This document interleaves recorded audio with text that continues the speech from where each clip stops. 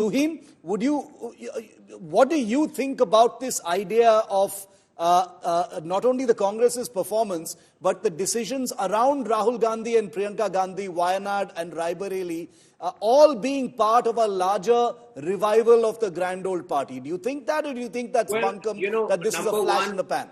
Number one, Priyanka Gandhi certainly seems to be the lesser of the two siblings. But on another note, I think the Congress is premature in its celebrations. 99 seats, so what? In the last 2 weeks, they have shown they don't have any issue. Every day they seem to be ranting about, EVMs till now. They haven't moved on. Every day they seem to be making some bizarre statement that if Priyanka had contested from Varanasi, Prime Minister would have lost. Whereas if you look at us, we look at our work culture, we have got down to business immediately. 2 important cabinet decisions have been taken and, it's work as usual for us. So I don't think the Congress should be celebrating prematurely. Now, coming to what Manisha was saying, while at some level you can agree that Kerala is a multi-faith, state, and you have to, your campaign has to proceed in that manner. Fact is that Kerala is also afflicted by the problem of radicalization, and 2 former CMs, whether it is V. Achyutanandan or Omen Chandi, have been on record to state that if this problem is not addressed, things would go out of hand. Now, the difference between the Congress and the BJP is that, while the Congress is aware of the problem, it will brush it under the carpet. The BJP, even though it is not winning immediately, will raise that issue and will address that. Okay, point made. I don't want to go too deep into the specific things being said because I want to keep it largely focused on the states and, what the Gandhis are finally going to mean for their party with this big decision being taken today. But if there's time, we'll get Dr. Manisha Priyam also to respond. Sanjay Jha is also with us, I'm told. Sanjay, apologies for coming to you late. I'm coming to you in just a moment. I just wanted to quickly bring in Dr. Sandeep Shastri for something that Rajdeep Sardesai had raised about Priyanka Gandhi's role. The CSDS survey, Dr. Shastri, an organization you're associated with, did have these popularity data in UP, talking about Rahul Gandhi vis-a-vis Narendra Modi. Where does Priyanka Gandhi stand? How popular is she? What role, in your view, can she play nationally? Dr. Shastri. Sir, you're on mute, sir. Sorry. First to the CSDS survey. The survey you're referring to is a question we raised on who would people prefer as the Prime Minister after this election. Yeah. And what was referred to is in UP, the study found that Rahul Gandhi was ahead of Prime Minister Modi. We do not mention any names in the survey. Whatever names people take, we mention that. And therefore, Priyanka Gandhi's name did not figure in that study because her name was not mentioned by a significant number of voters. Now, coming to the other point, I think what Rajdeep said is relevant. And I would go back to my comment. What role do I see for Priyanka? She has made it clear, I think, that she sees herself helping her brother in building the party.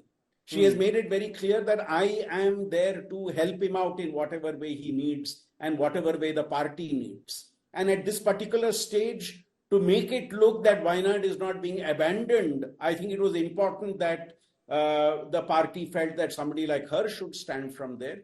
And if she were to win, I think she would be an important spokesperson for the Congress in the House and there to support Rahul Gandhi and the party in what actions and strategies the party puts forward.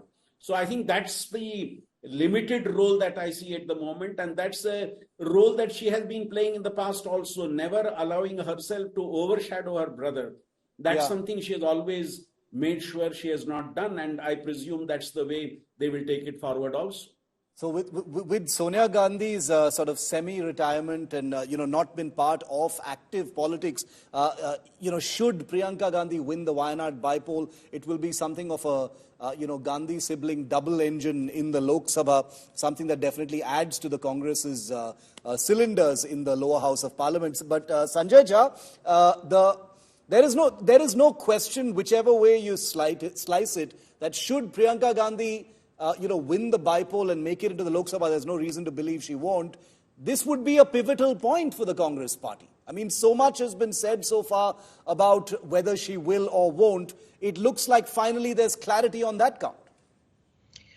Shiv, in my opinion, is a very pragmatic political decision by the Congress. And remember, it also helps both the Gandhi siblings, who truly, I think, care for the idea of India, to represent both the North and South. And this whole conversation that will Priyanka get hamstrung because she's representing Wayanad, but I'm sure she will do very well. She's 100% going to win that. In politics, you're not compartmentalized just because you win from a constituency.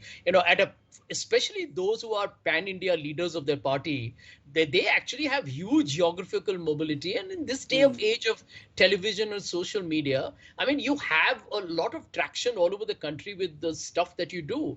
I think the critical point here is this, that people who have been to Raebareli and Amethi, they talk about the two of them like, in tandem, like it's Tweedledum and Tweedledee. And here is the point.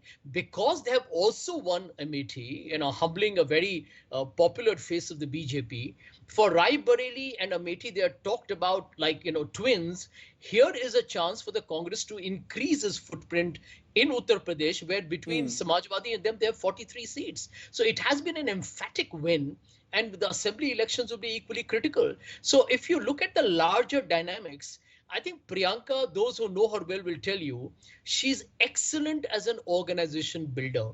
I mean, I can tell you from my experience of my limited experience of working with her. And she told that to I think Rajdeep in the interview that she gave to India Today. But she said, I'm very hands-on and operations-driven. And anybody who's seen her work, she's into the nitty-gritties of it all. So I think when she becomes a popularly elected leader in Lok Sabha, the Congress party gets somebody who can get the organization more robust and more, swift and nimble-footed. Well, Rahul can, kind of do the ideological and the other part of the political campaign. It's good news for the Congress. Okay, very interesting. I'm almost out of time. I have just a few minutes left, so I want to take quick final comments from all of our panelists. The two things you believe are now on the immediate to-do list for Rahul as well as Priyanka. We've discussed their roles, we've discussed their decisions. The two things you think that will be on their to-do list. Rajdeep, I'll start with you. Very quickly, Shiv. First of all, the Congress and Rahul Gandhi will have to decide on leader of the opposition.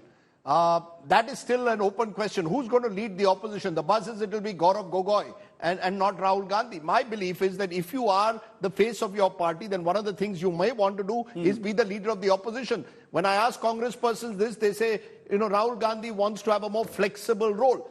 If that's the case, then we need to know what that role is. So I think Rahul Gandhi needs to have a clearer role definition now that the Congress is in a position to actually have the status of leader of the opposition, which they didn't have in 2014 and 2019. And the same thing really for Priyanka Gandhi Vadra.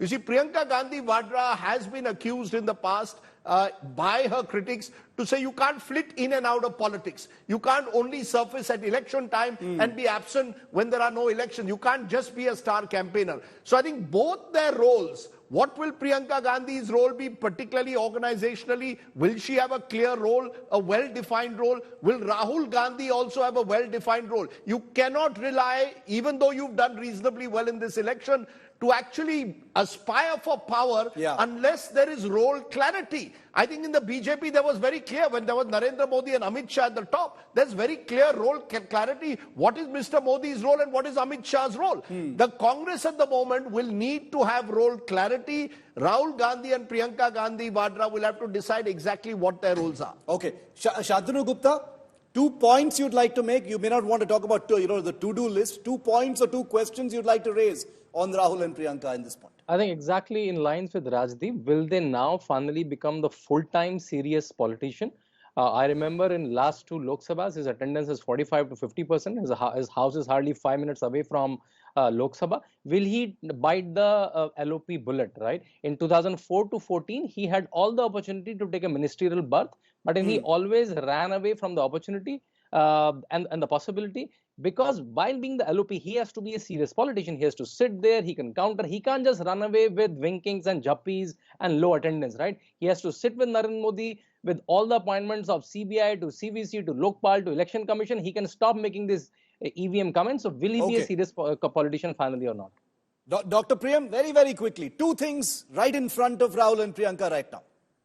So I think the most important lesson for the Congress party right now is that whatever they've been able to gather in this election, the near 100 that they've got to, is by aligning themselves to voices of the poor on the ground. So for them, remaining a party that remains closely connected to the people is extremely important. Yes, the Lok Sabha is important.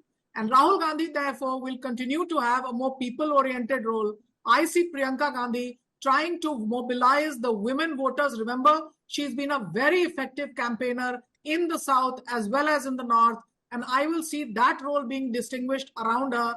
The roles may not be that of leader of the opposition. Remember, the deputy leader's post and the leader's post also depends on the ruling party showing some grace, some of which was shown. Kiran Rijiju visited Mallikarjun Kharge ji. But let's see whether the deputy speaker is conceded to the opposition, which is the India Alliance, or not. If the opposition is going to be not given that, then they clearly understand that BJP will have the speaker's post and NDA will continue to have the deputy speakers. That's a partisan way of functioning. Remember, a parliament functions when the business advisory committee and the parliamentary affairs minister exert their autonomy in building networks across political parties. And that political consensus is important. It's not simply a performance of who attended how many classes, etc.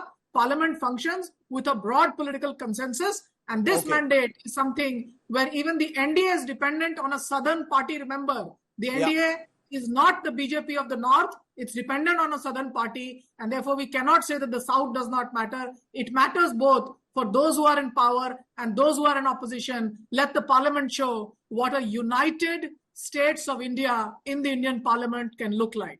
The dynamics, the rules of engagement in that new parliament are going to be very interesting to see. And of course, we'll be covering all of that live. Almost out of time. Two final concerns or questions, Tuhin, to you, and then I'll have to end. Yes, Tuhin. Well, Shiv, we are all aware of the limitations of the Gandhi siblings. So honestly, I don't expect them to be responsible opposition leaders or to, exude gravitas. But the only thing I expect from them, and I would request them, is not to spread falsehood and misinformation on a daily basis. Elections are over. They need to move on. They need to accept the fact that this is the third consecutive time that they are in opposition with less than 100 seats. So they need to focus on that and prepare for 2019 instead of spreading falsehood on a daily basis. Okay, I've got 60 seconds left, 30 to Dr. Shastri and 30 to Sanjay. Dr. Shastri, go. Final comment. Okay, again, coming end with my 30 seconds, I think Rahul Gandhi needs to decide on greater accountability with the power. I think the attitude of being wishy-washy on whether to do or not to do should go away. And Priyanka Gandhi very clearly has to focus on winning Wayanad. I think that is the to-do list for both. Rahul Gandhi being more accountable and responsible, and Priyanka winning the seat that is being allotted to her by the party. Okay, short and sharp. Okay, Sanjay, final comment to you.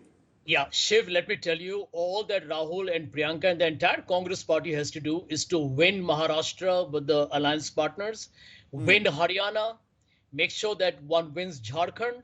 And I think India's political trajectory will change immediately after October of this year. And secondly, and I have said it publicly very often, the Congress party has to find a way to get into Gujarat. I mean, of course, you can add Uttar Pradesh, Bihar, West Bengal and Odisha where they have been missing in action. But I believe politically, if the Congress party has to really make a statement of humbling the Amit Shah and Narendra Modi duo, you've got to figure out how to win Gujarat. So right now, short-term objective, win the assembly elections and keep Gujarat very much as the big prize that you got to get. Okay. Very, very interesting. Much to learn, much to look forward to. Parliament coming up, big elections coming up later this year. So we're going to have our hands full and always have the privilege of the expertise of all of our panelists as we continue to track the turbulent politics of this great democracy of ours.